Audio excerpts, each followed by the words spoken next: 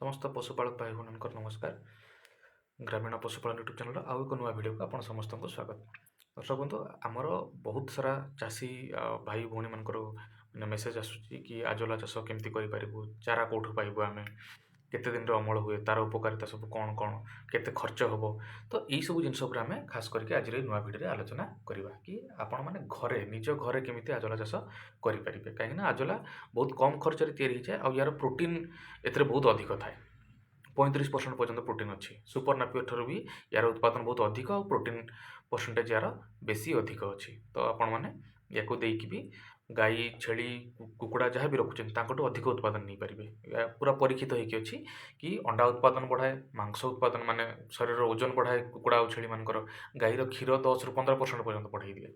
ठीक अच्छे। तो यह एक बहुत उपकारी फसल गोटे, या बहुत कम जगह करेंगे, बहुत कम जगह बहुत अधिक उत्पादन नहीं पारे। तो दर्शक बंधु जदि आपण पाखे यही सब माने जो फसल जो ये प्रकार जो फसल जो सब अच्छे आजोला हो गला या चाष करने चाहते आपण पाखे कौन कौन सब प्रकार कंडीशन रही दरकार। आजोला गोटे छाई पसंद माने फसल एतिर आपणकर देखिए गले या छाई जगार खास करके गछ मूल कि आपंकर जब कौन जगह खोला जगह कर छाउनी करने पड़ो, जमीक सूर्य किरण डायरेक्ट बाजु न कहीं सूर्य किरण डायरेक्ट पड़ला माने सेटा लाल हो लाल हो गला तार से बेसी किसी फायदा आपको मिल ना। ठीक अच्छे। तो यहाँ खास करके पानी रे जेहेतु होची एथि आपको पानी व्यवस्था करने पड़ो। आउ अति कम आपको 6 इंच पानी रखापी पड़ो। आम 1 फुट माने पानी चाष करूँ तो आप 6 इंच रखिले जो पानी स्कार्सिटी अच्छी पानी अवेलेबल ना आपण पाखे तो आपने 6 इंच पानी भी चाष करें। 20 ରୁ 35 डिग्री पर्यंत तापमात्रा भितर ये बहुत भल होता है। 20 ରୁ कम कि 35 डिग्री ରୁ अधिक तापमात्रा हेल्ले यार प्रोडक्शन टी कमी जाए, कि तथापि बहुत भल प्रोडक्शन ये देता है। पानी जो पीएच वैल्यू जोटा कहुच्छी 5 ରୁ 7 थिले बहुत भल। आप जानवे केमती 5 ରୁ 7 ना पीएच कार्ड आपंकर आसूची है। तो से कार्ड आप 8-10 टଙ୍କା भितर पड़ो, आपको सेटा गोटे आणिक आपने टेस्ट करेंगे ताले जानिजे पीएच केते अच्छी। तो जदि यार माने पूरा प्रक्रिया जानापी चाहते ताले आपण मैंने कौन करेंगे, फास्ट आपको तो गोटे कुंड कि गोटे टांकी आकार कौन से गोटे व्यवस्था आपको करने पड़ो। आपड़ तले गाढ़ खोलिकी कुंड टाइप करेंगे कि टांकी भी करेंगे सीमेंट्रे कि कौन करेंगे जब किसी करें सिंपल किसी इटा नहीं जातु, इटा को थाक थाक कर रखी दिंतु, रखीदे से पॉलिथिन बिछे दिंतु। पॉलिथिन बिछे दी सारापर आपंकर से भितर पानी देकी आपण बाद बाकी जिनस ये करेंगे। ठीक अच्छे। छोट चाष जब आप 20-25टा कि 30टा भाई कुकुड़ा अच्छा कि 4-5टा छेली अच्छा, गोटे दुटा गाई अच्छा, तो ये टाइप जब आपके अच्छी ताले आप 2 मीटर लंब और 1 मीटर प्रस्तार गोटे कुंड करेंगे। ठीक अच्छे। माटी को समतल करदे, समतल करके आप इटा बिछेकी कुंड आराम से तैयारी करेंगे। तो कुंड तल भाग जब आप इटा सीमेंट न पाँच सरी सीमेंट व्यवहार न करूँ खाली इटा बिछे दिंतु। इटा बिछे कौन करेंगे ना तार कुंडर तल भाग में पुराना प्लास्टिक पकईदेवे। प्लास्टिक पकई सारा पर आपंकर 150 गजर गोटे भल प्लास्टिक चादर बा पाल टाइप जोटा थी 150 गजर आणिक भलसे बिछेदेले। बिछे दी सारापर इटार माने जो यार चारिपार्श्वर आप भलसे इटा देकी रखीदे जमी पवन उड़े न पार है। तापर कौन करेंगे से कुंडर आप पाखापाखि 25 किलोग्राम सफा और उर्वर माटी ने। सफा उर्वर माटी कौटा ना आपंकर पोखरी जो पंक जो तल माटीटा जोटा थी है पा सुखीगला जो तल माटीटा थाए से हूँ बहुत उर्वर माटी। ता सहित आपंकर जो बरगछ अच्छे बरगछ तलर माटी उई हुंका माटी ये सब को बहुत उर्वर माटी हिसाब से आम नहीं था। तो से माटी आप 25 किलो पाखापाखि नहीं पारे। जब 25 किलो पाऊना तो अति कम 10 किलो तो कम से कम नियंतु। ठीक अच्छे। आ 5 किलोग्राम गोबर नियंतु। 2-3 दिन पुराना गोबर नहीं पारे कि फ्रेश गोबर भी नहीं पारे, किसी असुविधा नहीं। 30 ग्राम राजफस कि मुसुरी फस जोटा आपंकर सिंगल सुपर सरी जो आपंकर ये फस्फेट सार जोटा कहला, तो से सार आप नहीं पारे। तो से सार नहीं सारापर आप कौन करेंगे से 30 ग्राम पाखापाखि नहीं मिसईदे। मिसई सारापर आप कौन करेंगे ना ताकू सबू ये सब जिनस को जो 25 किलो माटी 5 किलो गोबर आउ ता सहित जो 30 ग्राम फस्फेट सार जोटा नहीं फस्फेट फर्टिलाइजर जोटा कहुच्छी तो से एसएसपी सार भी आपण मैंने कहते सिंगल सुपर फस्फेट जोटा से फस्फेट सार आप 30 ग्राम नहीं गले नहीं भलसे पानी में गोलेदेवे गोलेदेकी से कुंडे ढालीदेवे कुंडे अति कम 10 सेंटीमीटर पानी रखिले बहुत भल ता सहित कुंड प्रति आप कौन करेंगे ना वर्ग मीटर प्रति आप 500 ग्राम आजला चाष करेंगे जेहेतु आप 2 मीटर लंबा और 1 मीटर प्रस्थ तो 2 गुण 1 करदे आप 2 स्क्वायर मीटर होगा ठीक अच्छे माने 2 वर्ग मीटर तो 1 वर्ग मीटर 500 ग्राम अर्थ ये गोटे कुंडे आपको 1 किलो आजला छाड़िया पड़ो तार जो बिहन अच्छी ठीक अच्छे तो बिहन पाइप कौट ना आप निकटस्थ जेकोसी भेटनारी ऑफिस अच्छी ब्लॉक रे जो भेटनारी ऑफिस डॉक्टर थे कि भेटनारी ऑफिस थी आप सहित जोगाजोग कले आप यार बिहन पाइबे गोटे रू 2 सप्ताह आपको अपेक्षा करने पड़ो 2 सप्ताह भितर देखिए आपंकर पूरा कुंडे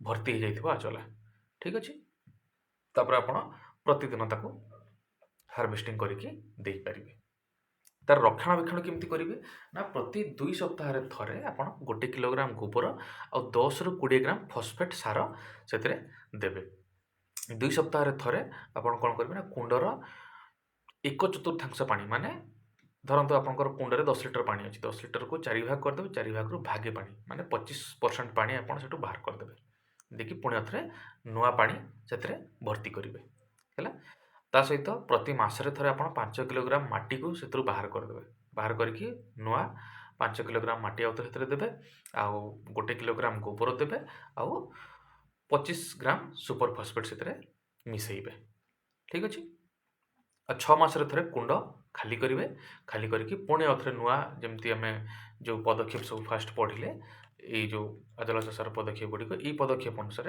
ये स्टेप अनुसार या प्रणाली को पुणी थे फॉलो करके आउ थे आपण मैंने नुआ करके बेड पकेबे से पुराना बेड रे पड़ी पार ठीक अच्छे कि नुआ करके आपको सब जिन करने पड़ो नुआ करके माटी पकेबे गोबर पकेबे फस्फेट सार देवे और नुआ करके पानी मध्य देवे ता सहित ये जो बिहन जोड़ा आपंकर नुआ पकेबा दरकार नहीं आपको से 6 मास पर जो बिहनटा बड़ी थीटा माने जोटा सी पानी रे थीबो सेटा को हाथ से पकईदे फास्ट छाँकी बाहर करदे पानी फाणी कुंड फुंड सब सफा कर सारा पुणी नुआ पानी पकईकी जोटा छाँकी बाहर करते जो पुराना यहाँ से हाथ में पकईदे तो सी हाथ से हो आजला अमल केमती करेंगे ना आजला को प्रति 2-3 सप्ताह मध्य अमल करने आवश्यक किंतु आम कुछ प्रतिदिन आप अमल करेंगे जदि आप प्रतिदिन आप कुकुड़ा को खायापी दौरान तो अमल करेंगे ताको आगे गोटे प्लास्टिक चालुनी नहीं जाए चालुनी आगे ताको बाहर करदे छाँकी छाँकी सारापर कौन करेंगे जो जी सब माने आप आजला बाहरी थी आगे भलसे 2-3 थर धोइबे है सीधा चल खायापी देवे है तो आपड़ ताको भल भाव धोईदेले धोई सारिकी सीधा सड़क भाव में कुकुड़ा को हो कि गाई को हो मेढ़ा को हो छेली को हो ताको खाइबापी दे पारे 2-3 थर भलसे धोई सारापर आजला को सुखिला आकार में खाइबा दि जापर है खाइबा पूर्व पत्र गुड़िक भलसे मधुर पानी सफा करके देवे है ताहले देखिए से खाइबे ना डायरेक्ट जदि आप से कुंडर बाहर करके सीधा सेमती नहीं देदेले सेटा से खाइबे ना आम ये जो लिखी अमल होता आजला को सीधा सड़क खाइबा दि जापर सीधा सड़क माने आप कौन जमी धरते पीड़िया आणुच्च है पीड़िया को कौन डायरेक्ट नहीं दूसरी सेमती ना आप आगे रखुच्च सीधा सड़क खायापी दे पार्टी पानी बतरौं बतरईकी भिजेकी गोटे रात रखला खायापी दौरान तो से सीधा सड़क आम लिखीचु कि आपंकर जो आजला अच्छी आजला को आप डायरेक्ट माने कौन धोई सारापर डायरेक्ट सीधा सड़क भाव में खायापी दे पारे भलसे कि आगे धोइबे से गोबर बासना गलापर ही खाइबे कौन कौन सब सतर्कता आपण मैंने अवलंबन करेंगे तो भल अमल आप प्रदूषण मुक्त विशुद्ध चाषर रक्षणाबेक्षण अत्यंत जरूरी है या भलसे टिके देखिए कि जमी बाहर पत्र पत्र ए पड़ू न कि बेंग आसिक रोक न तो से सब जिनस रही प्रदूषण न करती अधिक भिड़ एड़ाइवाई आजला को नियमित भाव में अमल करा उचित ठीक अच्छे प्रतिदिन ताको जमी अमल करें है आज आप बेस टाइम छाड़ी दूसरे तो सी पूरा भर्ती हो भर्ती हो गले से बेस भलसे बढ़ी पार ना तो आप डेली भी आप हार्वेस्ट करेंगे से बाहर करके कुकुड़ा छेली गाई को दे पारे कि 2-3 दिन थर लेखा हार्वेस्ट करके दे पारे भल वृद्धि में आप तापमात्रा टी गुरुत्वपूर्ण भाव में देखिए 35 डिग्री सेल्सियस भितर रहिले भल ठंडा पागे टी आपंकर खास करके यार जो कौन प्रोडक्शन कमी जाए ठीक अच्छे तो से ठंडा पागे ୟାକୁ କ'ଣ କରିବେ ନା ଗୋଟେ ପ୍ଲାଷ୍ଟିକ୍ ସିଟ୍ ତଳେ ଯେମିତି ଆପଣ ବିଛଉଛନ୍ତି ବିଛେଇଥିବେ ହେଲା, ଆଉ ସିଧାସଳଖ ଯେମିତି ପର୍ଯ୍ୟାପ୍ତ ସୂର୍ଯ୍ୟକିରଣ ତାକୁ ମିଳିପାରିବ ସେଇଭଳିଆ ସ୍ଥାନଟେ ତାକୁ ବାଛିବେ। ତାପରେ ପାଣିର pH 5.5 ବା 5ରୁ 7 ମଧ୍ୟରେ ରହିବା ଉଚିତ। ଆବଶ୍ୟକ ସମୟରେ ଗୋବର ସ୍ଲରି ବା ଯେଉଁ ଗୋବର ଘୋଳ ଯେଉଁଟା କୁହାଯାଉଛି ତାକୁ, ଆଉ ଆପଣଙ୍କର ଯେଉଁ ଫସ୍ଫେଟ୍ ସାର ସେସବୁ ଜିନିଷ ଅଛି ତାକୁ ମଧ୍ୟ ମିଶାଇକି ଦିଅନ୍ତୁ। ଜାଗା ଦେଖିକି ଆଜୋଲା ଚାଷ କରନ୍ତୁ, ନହେଲେ ସିଧାସଳଖ ଖରାପ ପଡ଼ିଲେ ଆଜୋଲା ଆପଣଙ୍କର ଯେମିତି କହୁଥିଲି ଲାଲ ରଙ୍ଗର ହେଇଯିବ, ଯେଉଁଟାକି ଆପଣଙ୍କର ଫସଲକୁ ଖରାପ କରିବ। ଆଜୋଲା ଖାଇବାକୁ କିପରି ଦେବେ, ଠିକ୍ ଅଛି। କାହାକୁ କାହାକୁ ଦେବେ ଫାଷ୍ଟ କଥା, ଯେମିତିକି ଆପଣଙ୍କର କୁକୁଡ଼ାକୁ ଦେଇପାରିବେ, ଛେଳିକୁ ଦେଇପାରିବେ, ଗାଈକୁ ଦେଇପାରିବେ, ଘୁଷୁରିକି ଦେଇପାରିବେ ହେଲା, ସମସ୍ତଙ୍କୁ ଯେଉଁ ଜୀବମାନେ ସବୁ ଅଛନ୍ତି ଘାସ ଖାଆନ୍ତି ସେମାନଙ୍କୁ ଆପଣ ଦେଇପାରିବେ। ଆଉ ଅମଳ ପରେ କ'ଣ କରିବେ ନା ଆଜୋଲାକୁ ଭଲ ଭାବରେ 3ରୁ 4 ଥର ଧୋଇବେ ହେଲା, ଆଉ ସବୁ ପାଣି ବାହାରିଗଲା ପରେ ତାକୁ ଖାଇବାକୁ ଦେବେ, ନହେଲେ ଗୋବର ଗନ୍ଧଟା ନ ଯିବା ପର୍ଯ୍ୟନ୍ତ ସେମାନେ ଖାଇବେ ନାହିଁ। ଆଜୋଲାକୁ ଦାନା କିମ୍ବା ନଡ଼ା ସହ ମିଶାଇକି ଆପଣ ଶୁଖିଲା ଚାରା ଯେଉଁ ଅଛି ତା ସହିତ ମିଶାଇକି ଆପଣ ଦେଇପାରିବେ ହେଲା। ତ ଯେତେବେଳେ ଦେବେ ଫାଷ୍ଟ କ'ଣ କରିବେ ନା ତାକୁ ସାଙ୍ଗେ ସାଙ୍ଗେ ଚେଞ୍ଜ କରିବେନି। ମୁଁ ଆଗରୁ ବି କହିଛି ଆପଣଙ୍କୁ ଗାଈ କିମ୍ବା ଛେଳି କିମ୍ବା କୁକୁଡ଼ାର ଖାଦ୍ୟ ଯେତେବେଳେ ଆପଣ ଚେଞ୍ଜ ମାନେ ଅଲଗା କିଛି ଆଣୁଛନ୍ତି ତାକୁ ସାଙ୍ଗେ ସାଙ୍ଗେ ଚେଞ୍ଜ କରିବେନି। ଆପଣ ଏମିତି ନାହିଁ କି ପ୍ରତିଦିନ 10 କିଲୋ ଦାନା ଦେଉଛନ୍ତି ଗୋଟେ ଗାଈକୁ, ତ ଆପଣ କ'ଣ କଲେ ନା ଜାଣିଲେ ଯେ ହଁ 10 କିଲୋ ଦାନା ଜାଗାରେ 10 କିଲୋ ଆଜୋଲା ଦେଇହେବ, ତ ଆପଣ ଟୋଟାଲି ଦାନା ଦେଲେ ନାହିଁ, ଆଜି ଦାନା ଦେଇଛନ୍ତି କାଲିଠୁ ଆପଣ ଆଜୋଲା ଷ୍ଟାର୍ଟ କରିଦେଲେ, ସେମିତି ନାହିଁ। ଆପଣ କ'ଣ କରିପାରିବେ ନା ଯେତିକି ଦାନା ଦେଉଛନ୍ତି ତାର 3 ଭାଗ ଦାନା ଦେବେ। ଯଦି ଆପଣ 4 କିଲୋ ଦାନା ଦେଉଛନ୍ତି ତାହେଲେ 3 କିଲୋ ଦାନା ଆପଣ ଦେବେ ଆଉ 1 କିଲୋ ଆଜୋଲା ଦେବେ ହେଲା। ତାପରେ ପୁଣି କିଛି 2-3 ସପ୍ତାହ ପରେ ପୁଣି କ'ଣ କରିବେ ନା ଦାନା ଅଧା କରିଦେବେ, ଆଜୋଲା ଅଧା କରିଦେବେ। ମାନେ 4 କିଲୋ ଯଦି ଦାନା ଦେଉଛନ୍ତି ତାହେଲେ 2 କିଲୋ ଦାନା ଆଉ 2 କିଲୋ ଆଜୋଲା କରିବେ। ତ ଏଇ ଆକାରରେ ଆପଣ ଧୀରେ ଧୀରେ ତାର ଖାଦ୍ୟରେ ପରିବର୍ତ୍ତନ କରିବେ। କୁକୁଡ଼ାମାନଙ୍କୁ ବି ଠିକ୍ ସେଇଭଳିଆ ଆପଣ ଖାଦ୍ୟ ଆକାରରେ ଦେଇପାରିବେ। ତାର କିଛି ଦିନ ପରେ ଦେଖିବେ ସେମାନେ ଡାଇରେକ୍ଟ ଆଜୋଲା ଖାଇବା ଆରମ୍ଭ କରିଦେବେ। ଆଜୋଲାକୁ ଛେଳି, ଗାଈ, କୁକୁଡ଼ା, ଘୁଷୁରି ଆଦି ସମସ୍ତ ଜୀବଙ୍କୁ ଆପଣମାନେ ଦେଇପାରିବେ, ଯେଉଁଟାକି ମାଂସ, କୁକୁଡ଼ା ଏଇ ମାନେ ଅଣ୍ଡା ଆଉ ଦୁଗ୍ଧ ଉତ୍ପାଦନରେ ଖାସ୍ କରିକି ଆପଣଙ୍କୁ ବ୍ୟବହାର ହେଉଥିବା ପଶୁପକ୍ଷୀମାନଙ୍କୁ ଆପଣମାନେ ଦେଇପାରିବେ। ମାଛ ବି ୟାକୁ ଭଲ ଖାଆନ୍ତି, ବତକ ବି ଭଲ ଖାଆନ୍ତି ୟାକୁ। ଆଜୋଲାର କ'ଣ କ'ଣ ସବୁ ଉପକାରିତା ରହିଛି? ଇଏ ଆପଣଙ୍କର କୁକୁଡ଼ାର ଓଜନ ବି ବଢ଼େଇବ, ତା ସହିତ ଅଣ୍ଡା ଉତ୍ପାଦନ କ୍ଷମତା ମଧ୍ୟ ବୃଦ୍ଧି କରିବ। ଅଣ୍ଡାର ଆକାର ଟିକେ ବଡ଼ ହେବ, ତା ସହିତ ଆପଣଙ୍କର ଦେଖିବେ ଅଣ୍ଡାର ବୃଦ୍ଧି ମାନେ ସଂଖ୍ୟା ବୃଦ୍ଧି ହେବ। 1ରୁ 2ଟା ଅଣ୍ଡା ସେମାନେ ଅଧିକ ନିହାତି ଦେବେ। ଛେଳି ଆଉ ଘୁଷୁରିମାନଙ୍କର ସେ ଓଜନ ବୃଦ୍ଧି କରିବ, ଠିକ୍ ଅଛି। ଆପଣ ରେଗୁଲାର ୟାକୁ ଖାଇବା ପାଇଁ ଦିଅନ୍ତୁ, ତାପରେ ଆପଣମାନେ ଜାଣିପାରିବେ। ଆଉ ଦୁଗ୍ଧ ଦେଉଥିବା ଗାଈମାନଙ୍କୁ ପ୍ରତିଦିନ 1ରୁ 2 କିଲୋଗ୍ରାମ ଯଦି ଆପଣ ଆଜୋଲା ଦେଉଛନ୍ତି ଦାନାରେ ମିଶାଇକି, ତାହେଲେ ୟାର ରେକର୍ଡ଼ ବି ଅଛି କି 15% ପର୍ଯ୍ୟନ୍ତ ଆପଣଙ୍କର ଦୁଗ୍ଧ ବୃଦ୍ଧି ହେଉଛି ହେଲା। ୟାକୁ ଶୁଖିଲା ଚାରା ରୂପରେ ବି ଆପଣମାନେ ବ୍ୟବହାର କରିପାରିବେ।